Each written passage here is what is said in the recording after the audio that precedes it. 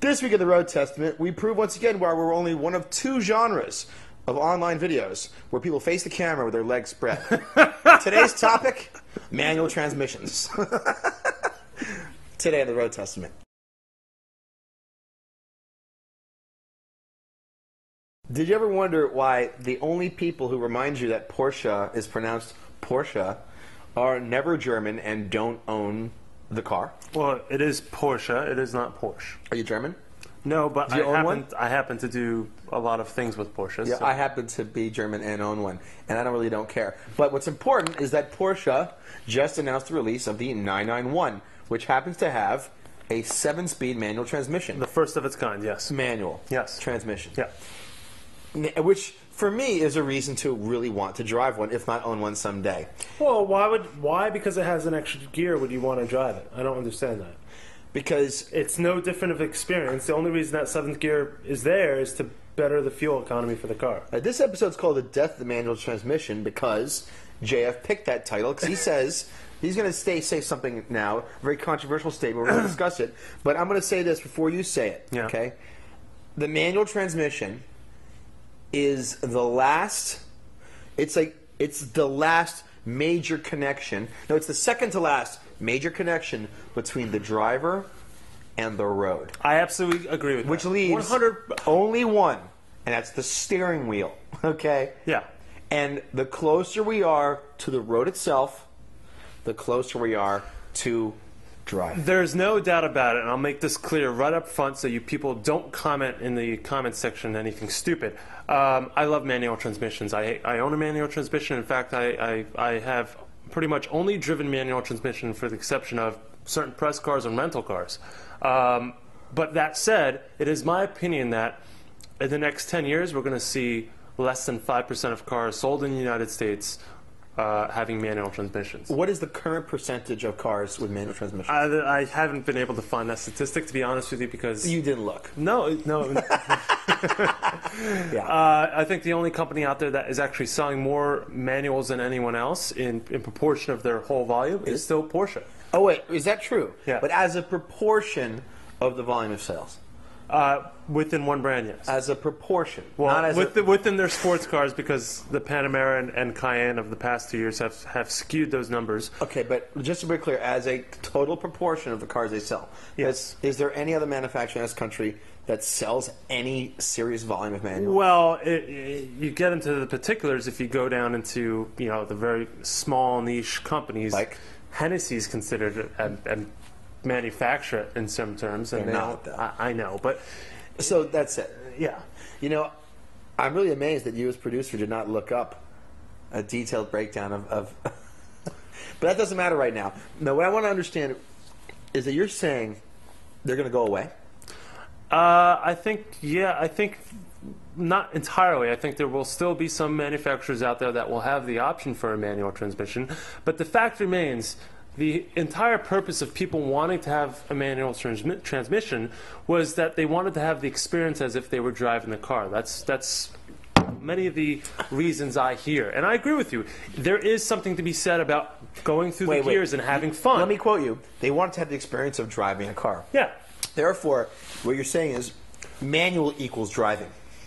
True, but manual equals driving. But when we get into the next 10-15 years where fuel economy is going to play an important role into the cars that are sold, and the fact that if you take your cars to the track, double clutch transmissions will always most certainly be faster than any manual out there, and most certainly better than anything we can ever do as humans to shift through the gears. Well, okay, that's interesting, but not relevant. The speed of a shift is not relevant to the average driver or person. When you're on the track, it's going to matter. And the average, as more and more people buy cars and bring them to the tracks, and that said, there have been several tracks that have appeared out of nowhere over the past 5 years where people can go and have track days. That's a growing trend in this country. People are going to want double clutch paddle shift transmissions.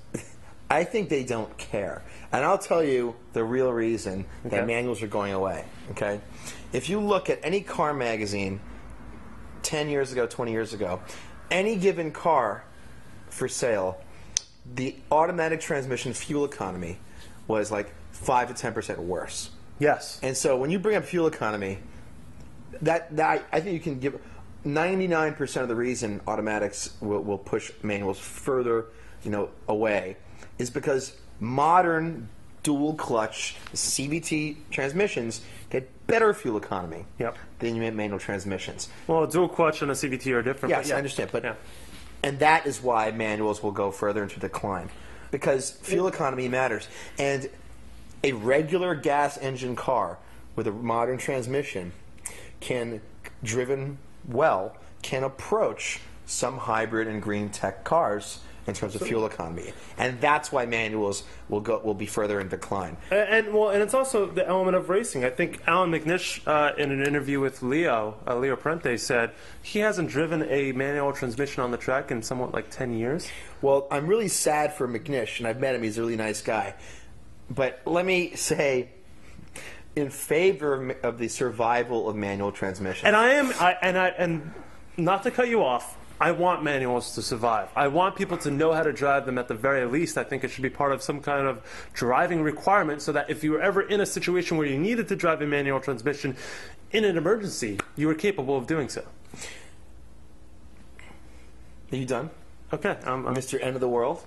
Okay, go on. I'm gonna tell you why manuals will survive in some fashion, no matter what. I used to work in a hi-fi store. Yeah. And this in the early 90s. CD players. Yeah. Been around for 8-9 years at that point. Yeah. And most people today, people watching this show, don't really use CD players. Yeah. They're considered primitive. Unless you have an old car that has them. Yeah, unless you remember record players. But the bottom line is, a clean, brand new record taken out of the sleeve and placed on a turntable with a clean stylus will sound better, not only than a CD player, but infinitely and audibly superior to the average 256 kilobit file you get down from iTunes. The majority of music ripped today is ripped at a high compression rate with significant loss of sound quality. It sounds a lot worse than CD, and CD sound a lot worse than vinyl. And anyone who really loves music can hear the difference because they know the difference. When you drive a car with a manual transmission in the future, it'll be like that guy who puts a record on the record player. I completely agree. It's it's less convenient. There's additional costs involved, and there's also maintenance involved, and it's an infinitely decaying mechanical device which requires replacement and maintenance with higher costs associated with it. But driving in its purest form, for me, it comes when I get in my '87 Porsche Targa. It has no ABS, no traction, no aids of any kind, like me. But that's not. Sorry, that's a pun. No mechanical or technological aids of any kind, and it's hard to drive. My left leg hurts. It's a hassle.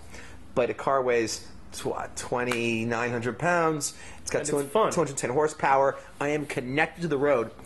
And in a way that no other car I've ever owned or driven makes me feel. I enjoy it more. I don't want to drive it all the time, but when I do, I feel more pride in the skill I must use to keep it on the road safely at any speed. And as long as there is one guy in this country with money, someone's going to offer that guy a manual. Manuals will still always exist, but I think we're coming to an end of seeing them in most. Next week, we are not discussing power steering versus unassisted steering, although we should. What are we discussing next week, Alex? Well, the upcoming topics include Vector. Just leave it at that. Well, let me give you the episode concept. Vector, I say, greatest supercar company of all time. Chaf's opinion, not so much. Next week in the Road Testament. Leave your comments below. Manual transmission, is it dead? Vector, is it alive?